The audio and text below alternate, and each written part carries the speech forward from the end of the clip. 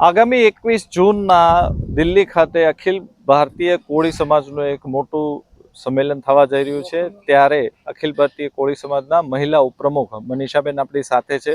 તે આપણને જણાવશે કે કઈ પ્રકારનું આ આયોજન છે, કોણ કોણ તેમાં મહેમાનો આવવાના છે અને શેના માટે આ આયોજન કરવાનું છે।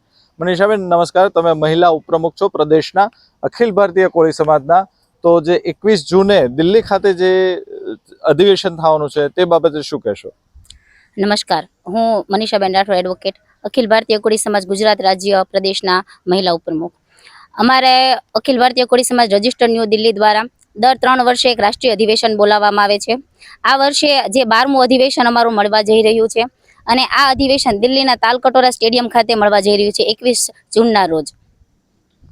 બેન, કોણ કોણ આવવાના છે અને શું ઉદ્દેશ્ય છે આ અધિવેશનમાં અમારા મુખ્ય અતિથિ આપણા ભારતના પૂર્વ રાષ્ટ્રપતિ શ્રી રામનાથ કોવિંદ સાહેબ આવવાના છે, દિલ્હીના મુખ્યમંત્રી શ્રી રેખા ગુપ્તાજી આવવાના છે તથા હિમાચલ પ્રદેશના પૂર્વ સાંસદ કર્નલ ડોક્ટર ધનીરામ સાંડીલ આવવાના છે।